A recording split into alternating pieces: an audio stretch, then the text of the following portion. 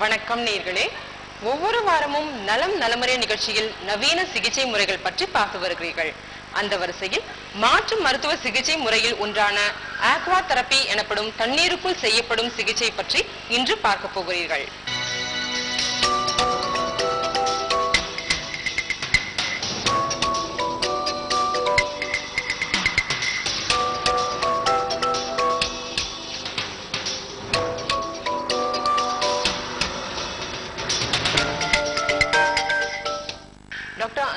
மருத்துவம் அப்படின்னு சொல்லும் பொழுது நிறைய ஆல்டர்னேட்டிவ் மெடிசன் சொல்லப்படுற அந்த மாற்று மருத்துவம் பத்தி நிறைய கேள்விப்பட்டிருக்கோம் டாக்டர். நீங்க புதுமையா ஒரு ஆக்வா தெரப்பி அப்படின்ற ஒரு சிகிச்சை முறையை மேற்கொள்றீங்கன்னு கேள்விப்பட்டோம். ஆக்வா தெரப்பினா என்ன டாக்டர்? அக்வா தெரப்பி என்பது பல வருஷமா இருக்கு. ஆனா நம்ம நாட்டுல அது பிரபல்யம் ஆகல. அது மாத்திரம் இல்லாம நீருக்குள்ளார, அதாவது உடம்பு ஒரு மூழ்கிய நிலையில் ஒரு மார்பு அளவு தண்ணியில நாம இருந்தோம்னு சொன்னா நம்மளுடைய உடலினுடைய பளுவானது கிட்டத்தட்ட 90% குறைஞ்சிடுது. 90% வெயிட்லெஸ் ஆயிடும். அது சந்திர மண்டலத்துக்கு போனாதான் அந்த மாதிரி ஒரு வெயிட்லெஸ்னஸ் கிடைக்க முடியும். ஆகையால ஒரு இடை குறைந்த ஒரு இடத்துல நாம உடலை நாம உடற்பயிற்சிக்கு நாம உபயோகப்படுத்தணும்னா நிச்சயமா அதனால பலன்கள் அதிகமாக இருக்கிறது. இதை நான் கிட்டத்தட்ட பல விளையாட்டு வீரர்கள் அடிபட்டப்போ அவங்களுக்கு தண்ணிக்குள்ளர கொண்டு போய் அந்த பயிற்சி முறைகளை தொடர்ச்சியாக செய்து கொண்டு இருப்பதற்காக நான் கிட்டத்தட்ட ஒரு 15-20 வருஷத்துக்கு முன்னாவே நான் அதை பண்ணிக்கிட்டு இருக்கேன். ஆனா இது மற்ற மூட்டு வலியோ இல்லை கை கால் குடைச்சல் அந்த மாதிரி பிரச்சனைகளுக்கு இதை பயன்படுத்த ஆரம்பிச்சது ஒரு 4-5 வருஷத்துக்குள்ளதான் இருக்கும். ஆனா அந்த பயிற்சி முறையினால இப்போ பல நன்மைகள் அடைய முடிகிறது. என்னன்னு கேட்டா மூட்டு தேஞ்சு போச்சு அப்படின்னு சொல்லி ஒரு ஆப்ரேஷன், அதாவது ரீப்ளேஸ்மெண்ட் தான் பண்ணணும் அப்படிங்கிற ஒரு நிலைகள் சிலது இருக்கு. சில பேருக்கு அது பண்ண முடியாதுங்கிற எண்ணமோ இல்லை பண்ண வேண்டாங்கிற எண்ணம் இருக்கிறவங்க நிறைய பேர் இருக்காங்க. அப்படி இருக்காங்க, எனக்கு வலிக்குதே, நான் என்ன பண்ண முடியும் அப்படின்னு கேட்டு வந்ததுனால நான் நிறைய தரம் அவங்களை தண்ணிக்குள்ளார இறக்கியிருக்கேன். அப்படி தண்ணிக்குள்ளார இறக்கி நீர் ஒரு வளாகத்துல நாம இறக்கி அவங்களை நடத்தியோ உடற்பயிற்சி நீங்க பார்க்க போறீங்க. அந்த மாதிரி முறைகளை நம்ம அப்படி அணுகும் பொழுது கிட்டத்தட்ட ஒரு 15-20 நாளைக்குள்ளார இல்ல ஒரு 30 நாளைக்குள்ளாக அவங்களுக்கு என்னென்ன வலி இருந்ததோ அந்த வலிகள் அனைத்துமே குறைக்கக்கூடிய வாய்ப்புகள் அதிகமாகியது. அது மாத்திரம் இல்லாம ஒரு காலை மடக்க முடியல, நீட்ட முடியல, படி ஏற முடியல அப்படின்னு சொன்னவங்க எல்லாம் இப்போ படி ஏற முடியுது, என்னால உட்கார முடியுது, வலி இல்லாம தரையில உட்காந்து எழுந்திருக்க முடியுது. நமக்கு அந்த இதெல்லாம் குறைகிறது. இது மாத்திரம் இல்லாம உடல் பருமன் இருக்கிறவங்களுக்கு கூட, ஏன்னா அவங்க வெயிட் நிறைய இருக்கிறதுனால உடற்பயிற்சி பண்ண முடியாது. ஆனா ஒரு நீர் வளாகத்துக்குள்ளார அவங்க வெயிட் கம்மியா இருக்கிறதுனால அவங்க உடற்பயிற்சி பண்ண முடியும். 2 காரணங்கள். ஒண்ணு தசை நாறுகளுக்கு இந்த நீரானது ரெசிஸ்டன்ஸ் அதிகமாக இருக்கிறதுனால அதனால ஏற்படக்கூடிய நன்மைகள், அதனால மசில்ஸ்க்கு நிறைய வேலை ஜாஸ்தி ஆகுது. ஆகையால அது ஸ்ட்ராங் ஆகக்கூடிய வாய்ப்புகள் அதிகமா இருக்கு. அதே சமயம் நம்மளுடைய எலும்புகளும் மூட்டுகளும் அதற்கு தேவையான பளுவை குறைத்தோமானால், அதற்கு தாங்க முடியாத பளு இருக்கிறதுனால தான் வலி இருக்குன்றதே நம்ம பார்க்குறோம். ஆகையால அதை பளுவை குறைக்க முடியும்னா அது நீர்ல போன உடனே குறையிறதுனால அந்த ஜாயின்ஸும் சரி அந்த போன்ஸும் சரி ஓரளவுக்கு பழைய நிலையை அடைவதற்கான வாய்ப்புகளை உண்டாக்குகிறோம். அதனால இந்த நீருக்குள்ளர போறது ஆனது எந்த வயதினரும் போகலாம். அதாவது ரொம்ப இளைஞர்களும் போகலாம், ரொம்ப வயதானவர்களும் போகலாம். அது வயதானவர்களுக்கு ரொம்ப யூஸ்ஃபுல்லா இருக்கு. ஏன்னு கேட்டா அவங்க தண்ணிக்குள்ள வந்த பிறகுதான் அந்த வலி இல்லைங்கிற ஒரு இதை அவங்களுக்கு புரிஞ்சுக்க முடியுது. அது வரலும் எனக்கு வலிக்குதுன்னு சொன்னவங்க தண்ணிக்குள்ள போனோடனே வலி கிட்டத்தட்ட ஒரு 80-90% குறையுது உடனடியா அப்படின்னு தெரியும். ஆனா அந்த 20 நாள் 30 நாள் கழிச்சுதான் அவங்களுக்கு அதனுடைய நன்மைகளை நாம புரிஞ்சுக்க முடியும். நீங்க சொல்றது பார்க்கும்பொழுது 100% பேர் இது மாதிரியான உடல் வலியினால பாதிக்கப்படுறாங்க. அவங்களுக்கு ரொம்ப உபயோகமா இருக்கும்னு நினைக்கிறேன் இந்த அக்வா தெரப்பி. இது எந்த நாட்டில இருந்து இது கொண்டு வரப்பட்டு இங்க சிகிச்சை கொடுக்குறீங்க டாக்டர்? உலக அளவுல நம்ம பார்த்தோம்னா பல நாடுகள்ல இருந்து இது நடந்து கொண்டு இருக்கிறது. ஆனா இந்திய நாடு நம்ம எடுத்துக்கிட்டோம்னா நம்மளுடைய மொஹஞ்சோதாரோ ஹரப்பான்னு எடுத்துக்கிட்டா கூட இந்த இந்து சமவெளியில கிரேட் பாத்னு ஒரு பெரிய ஒரு ஸ்விம்மிங் பூல் மாதிரி ஒரு இடங்க இருந்திருக்கு அப்படிங்கிறது தெரிய வருது. அப்படின்னா நம்ம நாட்டிலேயே கூட இதை பண்ணி இருந்திருக்கலாம். ஆனா இன்னைக்கு ஐரோப்பா நாடு, அதாவது யூரோப்ல பல நாடுகள்ல இந்த வாட்டர் தெரப்பி இருக்கு. அது மாத்திரம் இல்லாம அவர்களுடைய குழந்தை பெறுவதற்கு கூட, பிரெக்னன்ட் லேடிஸ் குழந்தை டெலிவர் பண்றதுக்கு கூட தண்ணிக்குள்ள பண்ற மாதிரிலாம் வச்சிருந்தாங்க. அந்த மாதிரியான தெரப்பி ட்ரீட்மெண்ட்டோட பல பேர் இதை பயன்படுத்திட்டு இருக்காங்க. ஆனா இந்தியாவுக்குள்ளார நிறைய பேர் இதை பயன்படுத்துறதுக்கு நிறைய பிரச்சனைகள் இருக்கு. ஏன்னா அவ்வளவு பெரிய நீர் வளாகத்துக்குள்ளார அதை மெயின்டைன் பண்றதும், அதை பெண்கள் அது உள்ள ஒரு நீச்சல் உடையில போறதும் கஷ்டமான ஒன்றுன்னு நினைச்சிட்டு இருக்காங்க. ஆனா ஒரு தெரப்பிக்காக நம்ம உள்ள போறோம்னு நினைச்சு அது ஒரு ட்ரீட்மெண்ட்டு, அது ஒரு சிகிச்சை, அந்த சிகிச்சைக்காக நம்ம போறோமே தவிர ஒரு நீச்சல் உடையை போட்டுட்டு நம்ம சந்தோஷமா இந்த உடையில இருக்கிறோங்கிற எண்ணம் வரக்கூடாது. இதுதான் முக்கியமான ஒரு அம்சம். நம்ம பேஷண்ட்டை நான் கன்வின்ஸ் பண்ண பார்க்கும் பொழுது அவங்க இந்த ட்ரெஸ்ஸை நான் இந்த வயசுல போட்டுன்னு நான் அங்கே போகணுமே, எனக்கு கஷ்டமா இருக்கு அப்படின்வாங்க. நான் சொல்றது என்னன்னா அது ஒரு ட்ரீட்மெண்ட் தானே, வேற யாரும் உங்களை இது பண்ண பார்க்க போறது இல்லை. நீங்க அந்த ட்ரீட்மெண்ட்டுக்காக போறீங்கன்ற போது ரொம்ப சுலபமாக இருக்கும்.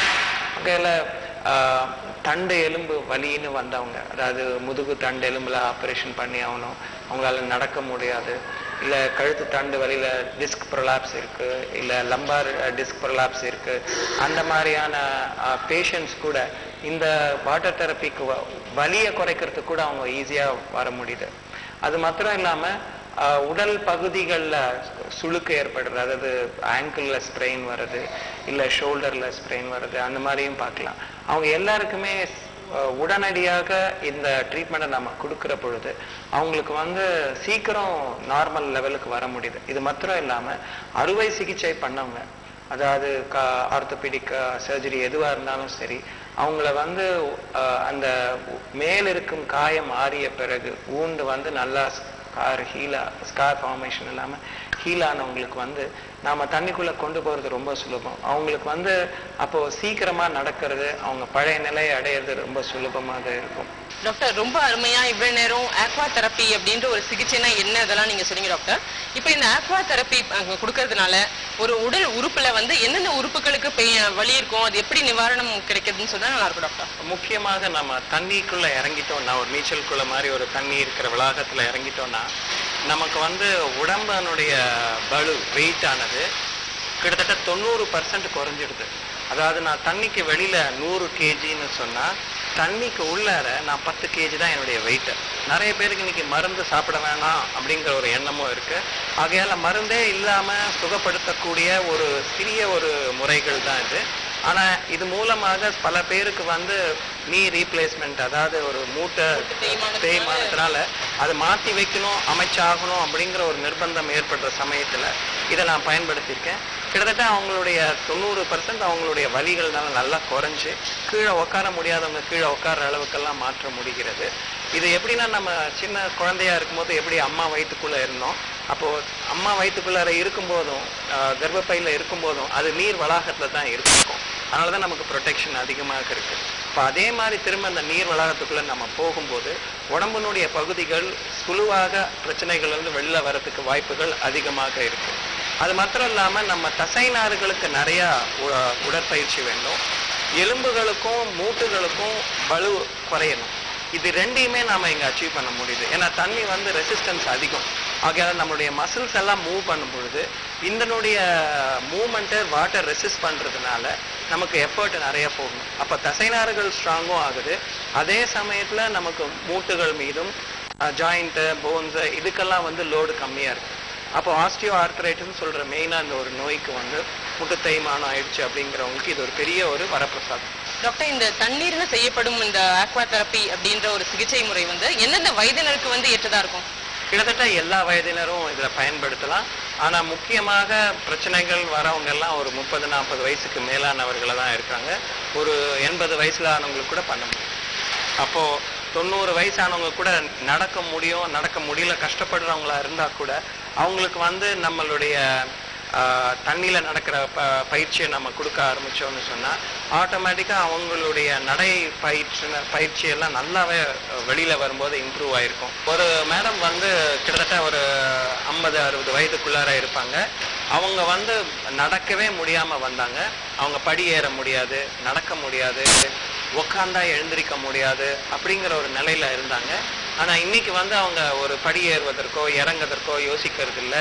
ஒரு ஷாப்பிங் போனோம் அப்படின்னா ஒரு ஐயோ நம்ம முட்டி வலிக்கும், போனா சேர் கிடைக்குமா அப்படிங்கிற எண்ணெல்லாம் இல்லாம இப்ப தைரியமா போகக்கூடிய அளவுக்கு அவங்க இம்ப்ரூவ் பண்ணியிருக்காங்க. அது மாத்திரம் இல்லாம அவங்க உடல் பருமன் இருந்தது அவங்களுக்கு நிறைய குறைஞ்சிருக்கு.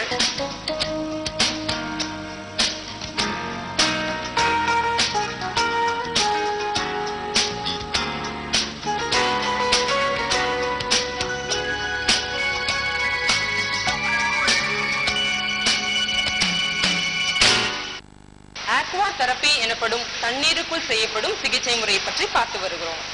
மேலும் இந்த சிகிச்சை முறை பற்றிய சுவாரஸ்ய தகவல்கள் சிறிய இடைவேளைக்கு பிறகு காத்திருங்கள்.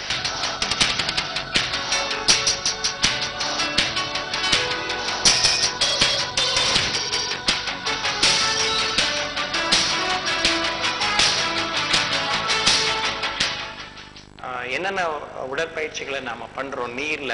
இப்ப நீர்ல வந்து நாம நேராக நடப்பது, நாம தொடர்ந்து நம்ம நீர்ல நடக்கிறோம்னு சொன்னா நடக்கிற நடைப்பயிற்சி, அது நேராக நடப்பது. அடுத்தது பின்னாடி நடப்பது, பின்னாடி எப்படி நடக்கணும்ன்றதை காட்டணும். அடுத்தது வந்து சைட்ல நடக்கிறது, அதாவது நம்மளுடைய காலை தூக்கி சைட்ல வச்சு திரும்ப அடுத்த காலை தூக்கி வைக்கிறது. இந்த நேராக பின்னாடி சைட்ல நடக்கிறது இல்லாம கூடவே அந்த நேரா நடக்கிறது ஒரு மார்ச் பாஸ்ட்ல நடக்கிற மாதிரி ஒரு முட்டியை தூக்கி நடக்கிற பயிற்சி, சரிங்களா? அதே மாதிரி முட்டியை தூக்கி பின்பக்கமாக நடக்கிற பயிற்சி. அது மாத்திரம் இல்லாம முட்டியை தூக்கி சைட்ல நகர்ற பயிற்சி. ஸோ இந்த மாதிரி பயிற்சிகளை அவங்க ரொம்ப யாரோன்னா எளிதாக பயன்படுத்தக்கூடிய பயிற்சிகள். Lift your knee high, drop it down, lift it up, drop it down, lift it up, drop it down. Can you காலை தூக்கி பின்னாடி தள்ளுங்களேன். யா. முட்டியை முன்னாடி தூக்கிட்டு பின்னாடி தள்ளுங்க. Yeah. Good good good.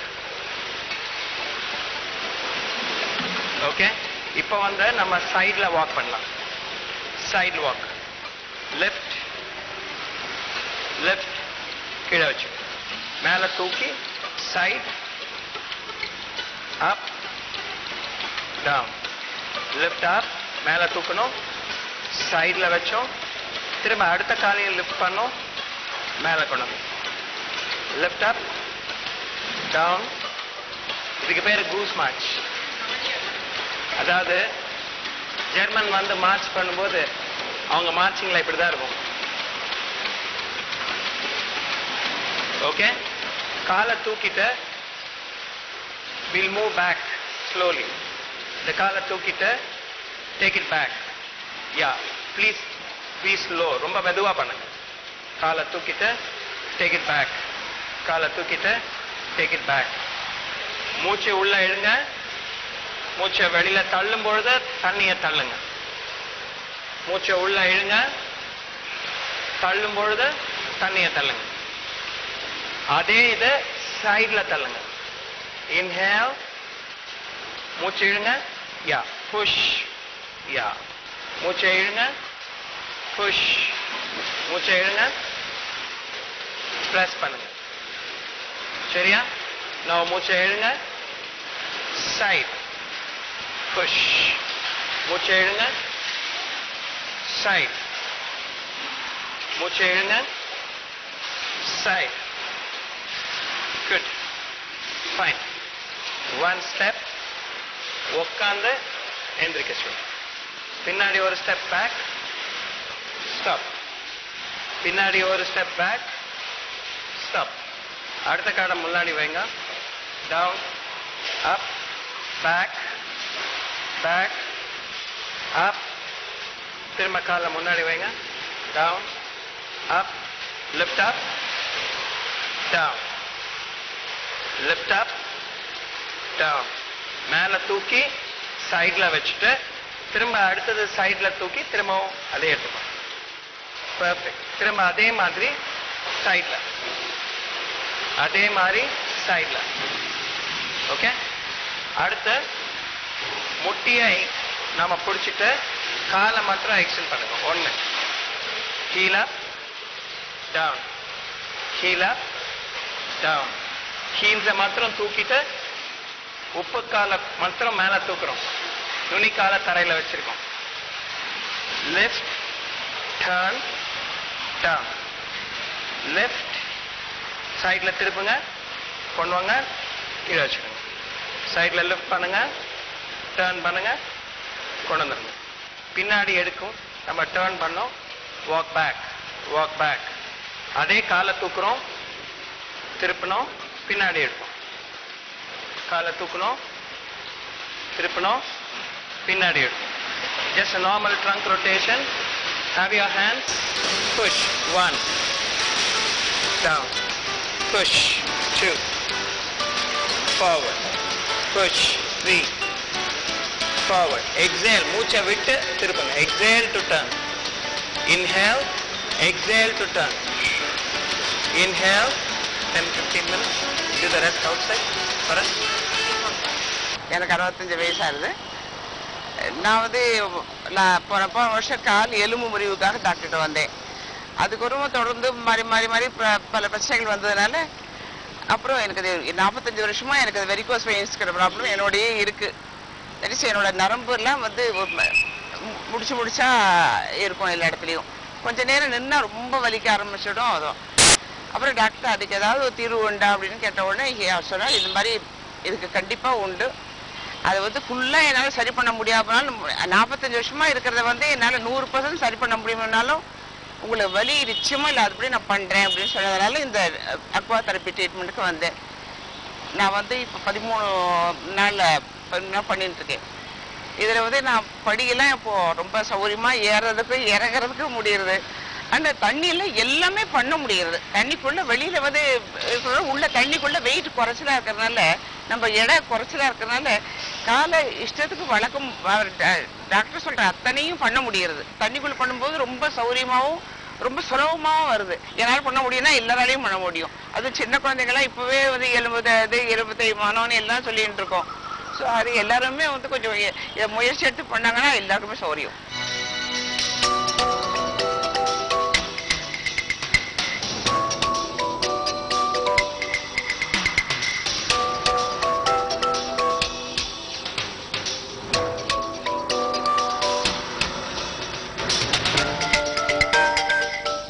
Aqua தெரப்பின்ற சிகிச்சை முறை பற்றி நீங்க சொல்லிட்டு இருக்கும்பொழுது நேயர்களுக்கு ரொம்ப நம்பிக்கை வந்திருக்கும்னு நினைக்கிறேன். நிறைய வியாதிகளை இதனால குணப்படுத்த முடியும்னு சொல்லிட்டு நிறைய பேர் தண்ணி பார்த்தாலே கொஞ்சம் அலர்ஜி, சைனஸ் ப்ராப்ளம் அது மாதிரிலாம் இருக்கக்கூடிய மக்கள் இருக்காங்க. அவங்களுக்கு இந்த அக்வா தெரப்பி சரிப்படுமா? இல்ல, முக்கால்வாசி இந்த அக்வா தெரப்பி பண்ற முன்னாடி ஒரு மருத்துவ நிபரை அணுகி அவர்கள் அதுக்கப்புறம் இதை செய்யலாங்கிறது தெரிஞ்சுக்கிறது தான் நல்லது. அது மாத்திரம் இல்லாம தோல் வியாதி இருக்கிறவங்க, அது தோல்ல பல இன்ஃபெக்ஷன் இருக்கு, அது மற்றவங்களுக்கு போகுது, குளோரின்னால அலர்ஜினால ஆஸ்மா இருக்கக்கூடியவர்கள், அவங்க எல்லாருமே இந்த மாதிரி ஒரு ட்ரீட்மெண்ட்டை எடுத்துக்கிறது கொஞ்சம் மருத்துவ இதுல நம்ம இருந்தாதான் அந்த டாக்டர்னு சொன்ன பிறகுதான் நம்ம எடுக்கிறது நல்லது. அது மாத்திரம் இல்லாம ஜுரம் இருக்கிறவங்க, ஏற்கனவே காய்ச்சல் இருக்கு, அப்படி இருக்கிறவங்க போய் தண்ணிக்குள்ள இறங்குறது ரொம்ப தப்பு. அது மாத்திரம் இல்லாம யார் யாருக்கெல்லாம் அவங்களுக்கு புற்றுநோயான பெரிய நோய்கள் இருக்கு, இருதய நோய்கள் இருக்கு, அவங்கள உடனடியா அந்த தண்ணிக்குள்ள இறக்குற பொழுது அது அவங்களுக்கு சர்க்குலேஷன்ல பிரச்சனை வரக்கூடிய வாய்ப்புகள் இருக்கு. ஆகையால நிச்சயமா அவங்க ஒரு மெடிக்கல் சப்போர்ட் இல்லாம அவங்கள நாம கொண்டு போறது ரொம்ப டேஞ்சரஸாக இருக்கும். இது சேஃபா பண்றதுக்கு இதை எந்த வயதினர் பண்ணலாம், எல்லா வயதினரும் பண்ணலாம். அது தண்ணியில நடக்கக்கூடிய முடியும்னு சொன்னா எந்த வயதினர்னாலும் பண்றதுக்கு ஒன்றும் கஷ்டம் கிடையாது. ஆனா 3 அடிக்கு மேல அவங்க உயரம் இருக்கிறது தேவையா இருக்கும். ஏன்னா அப்பதான் அவங்க கால் தரையில பதித்தவாறு அவங்க போக முடியும். அது தவிர மற்ற பிரச்சனைகள் எதுவும் இதுல கிடையாது. ஆனா இதை தொடர்ச்சியாக பண்ண வேண்டி இருக்கும். ஒரு நாள் பண்ணுவேன், 2 நாள் பண்ண மாட்டேன் அப்படின்னு நினைக்காம அது ஒரு 15-20 நாளைக்கு பண்ற போது தான் அதனுடைய முழு எஃபெக்ட் நமக்கு தெரியும். டாக்டர், இப்ப பார்க்கக்கூடிய நேயர்கள் உடனே நான் ஒரு நீச்சல் குளத்தை தேடி இது மாதிரியான ஒரு எக்ஸசைஸ் பண்ண முடியும், இல்லை எங்க வீட்லயே நீச்சல் குளம் இருக்கு அப்படின்றவங்களுக்கு உங்களோட அட்வைஸ் என்னவா இருக்கும்? தண்ணிக்குள்ள போறாங்கன்னு சொன்னா அவங்களுக்கு எந்த வலிப்பு இருக்கிறவங்க தண்ணிக்குள்ள போகக்கூடாது, தனிமையா போகக்கூடாது. கொஞ்சம் வயதினராக இருந்தாங்கன்னா அவங்க கூட யாராவது ஒருத்தர் நடக்கிறதோ கூடவே இருக்கிறதோ ரொம்ப ரொம்ப முக்கியம். அதுவும் தண்ணின்னு நம்ம விளையாட்டத்துக்குள்ள போகும்போதே ஒரு லைஃப் கார்டுன்னு சொல்லுவாங்க, அந்த உயிருக்கு பாதுகாப்பு வச்சுக்கிட்டு தான் நம்ம அதை செய்யலாம். அது ரொம்ப முக்கியம். அது மாத்திரம் இல்லாம இதை தொடர்ந்து பண்ணணும். ஒரு நாள் பண்ணா எனக்கு எஃபெக்ட் வந்துடும் நினைக்க கூடாது, தொடர்ச்சியா பண்ணிட்டு இருக்கணும். நிறைய எக்ஸசைஸ் இது நம்ம காட்டிக்கிட்டு இருக்கோம். அதெல்லாம் கொஞ்சம் கொஞ்சமா அந்த எல்லா எக்ஸசைஸும் ஆட் பண்ணணும். கஷ்டமான எக்ஸசைஸை கடைசியாகும், ஈஸியான எக்ஸசைஸ் முதலையும் நம்ம காட்டியிருக்கோம். அதுபடி அவங்க ஒரு பூல் அவங்க வீட்லயே இருந்ததுன்னு சொன்னா, ஒரு நீர் வளாகம் இருந்ததுன்னு சொன்னா நிச்சயமாக அவங்க அதை பண்ணலாம். மூட்டு வலி இதெல்லாம் நிச்சயமா குறைச்சும். டாக்டர், இப்ப தண்ணீருக்குள் செய்யப்படும் இந்த அக்வா தெரப்பி சிகிச்சை முறை அவங்க வர பேஷண்ட்ஸ் அவங்க ஏற்கனவே மருந்து எடுத்துட்டு இருந்தா மருந்து எடுத்துக்கலாமா, இல்ல உணவு முறையில ஏதாவது கட்டுப்பாடு அவசியமா, அதை பத்தி சொல்லுங்க டாக்டர். நம்ம வந்து தண்ணிக்குள்ளர போறோம்னு சொன்னா இந்த மருந்துகள் எடுத்துக்கிறோம் அப்படின்னு சொல்லும் பொழுது சக்கரை நோய்க்காக மருந்து எடுக்கிறவங்க அந்த தண்ணிக்குள்ள போறதுனால சக்கரை நோயினுடைய மருந்து அளவு குறைக்க வேண்டி இருக்கும். ஆட்டோமேட்டிக்கா அவங்களுடைய, ஏன்னா நம்ம எக்ஸசைஸ் ரெகுலரா பண்றதுனால சர்க்கரை இன்சுலின் இல்லாமலே சர்க்கரையானது ரத்தத்துல இருந்து தசைநாருக்குள்ள போக ஆரம்பிச்சிடும். இது அட்வான்டேஜஸ் இருக்கு. ஆனா அவங்களுக்கு சர்க்கரை ஏதாவது எடுத்துக்கிட்டு தான் அங்க உள்ள போகணும். அதாவது கையில இருக்கணும், இல்ல பக்கத்துல அவங்க ஈஸியா அக்சஸ் பண்ற மாதிரி இருக்கணும். ஒண்ணு, ரத்த கொதிப்பு இருக்கிறவங்களுக்கும் அந்த தசைநார்கள் வேலை செய்யறதுனால ரத்த கொதிப்பானது குறைய ஆரம்பிச்சிடும். அதில் அவங்களும் வந்து அந்த மருந்தை வந்து தொடர்ச்சியா அதே அளவுக்கு எடுக்கிறத ஒரு மாசம் கழிச்சு பார்த்தாங்கன்னா நிச்சயமா ஹைப்போடென்ஷன், அதாவது ரத்த அழுத்தம் குறைஞ்ச நிலைக்கு வந்திருப்பாங்க. அவங்களும் மருத்துவரை சந்திச்சு இதை குறைக்கணுமா அப்படின்றத பார்த்துக்கணும். உணவு முறைகள் உங்களுடைய வெயிட்டை குறைக்கணும்னு நீங்க நினைச்சீங்கன்னா நிச்சயமா உங்களுக்கு வந்து இந்த பயிற்சி செய்யற பொழுது உங்களுடைய பசி இது அதிகமாகும். அதனால இதை நிறைய சாப்பிடணுன்ற எண்ணமும் உண்டாக வாய்ப்பு இருக்குது. ஆனா ஏற்கனவே பருமனை குறைக்கணும்னு நினைச்சவங்க வந்து ஒரு நியூட்ரிஷிஸ்ட பார்த்து அதுக்கு என்னென்ன உணவுகளை சாப்பிடணும் அப்படிங்கிறத பார்த்துக்கிறது நல்லது. அது மாத்திரம் இல்லாம பசி இல்லாம நம்ம ஜாஸ்தி எடுக்கும்போது சாப்பிட்றது நல்லது. அதுக்கு வந்து அளவுக்கு மீறி சாப்பிட்றது தேவை இருக்காது. அதாவது நாம பசிக்கு மேல நம்ம ருசிக்காக சாப்பிட்றவங்க தான் நிறைய பேர் இருக்கோம். ஆனா அந்த பசின்னு வரும் பொழுது அந்த பசிக்கு ஏற்றவாறு குறைத்தவராக சாப்பிடணுமே தவிர பசி முடிஞ்ச பிறகும் நமக்கு கண்ணில் பசி இருக்கிறதுனால சாப்பிட்டுக்கிட்டே சில பேர் இருப்போம். அதை அவாய்ட் பண்ண வேண்டியிருக்கும். தண்ணிக்குள்ள நம்ம இந்த எக்ஸசைஸ் பண்ணும் பொழுது நிச்சயமா நமக்கு ஸ்வெட்டிங் ஆகும். ஆகையால தண்ணிக்கு நிறைய தண்ணி குடிக்க வேண்டியிருக்கும். இல்லைன்னா கிராம்ப் வரக்கூடிய வாய்ப்புகள் இருக்கு. நம்ம தண்ணிக்குள்ள போறதுக்கு முன்னே கொஞ்சம் நம்மளை எடை பார்த்துக்கிட்டு தண்ணியில முடிச்ச பிறகு நம்ம திரும்ப எடை பார்த்துட்டோம்னா இது ரெண்டுத்துக்கும் இருக்கிற டிஃபரன்ஸ் தான் நம்ம எவ்வளவு ஸ்வெட் பண்ணியிருக்கோம்னு இருக்கும். 1 லிட்டர் போயிருந்ததுன்னா நம்ம ஒரு கேஜி குறைஞ்சிருந்தா 1 லிட்டர் நம்ம தண்ணி எடுத்துக்கணும் அப்படிங்கிறது தெரியும். இதை நம்ம சீரா பண்ணிக்கிட்டே வந்தோம்னா நமக்கு கிராம்ப் எதுவும் வராது. பல வருஷமாக நோயினால பாதிக்கப்பட்டவங்க, மூட்டுகள்ல வந்து ஏற்பட்ட வலினால நடக்க முடியலன்னு கஷ்டப்பட்டவங்க, மருந்து மாத்திரைகளே நம்பி இருந்தவங்களுக்கு இந்த மாதிரியான ஒரு பயிற்சியானது பெரிய ஒரு வரப்பிரசாதமாக நான் கருதுகிறேன். ஏன்னு கேட்டா அவங்க எல்லாருமே நிச்சயமா நம்ம இன்னும் போக போக இன்னும் மோசமாயிடுமோ அப்படின்னு பயந்த ஒரு நிலையில இருந்து நாமளும் இன்னைக்கு நடக்க முடியும்.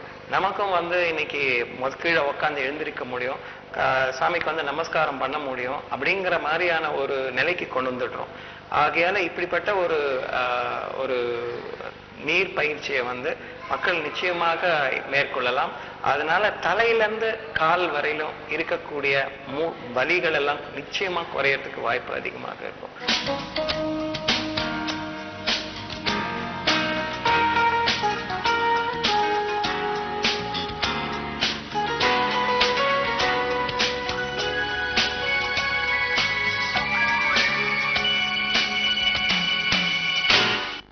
நேயர்களே, இன்றைய நலம் நலமறிய நிகழ்ச்சியில் இடம்பெற்ற அனைத்து தகவல்களும் உங்களுக்கு அரிய தகவலாக மட்டும் இல்லாமல் புதிய தகவலாகவும் அமைந்திருக்கும் என்ற நம்பிக்கையுடன் இதே போன்று மற்றொரு சுவாரஸ்ய தலைப்புடன் அடுத்த நிகழ்ச்சியில் சந்திப்போம்.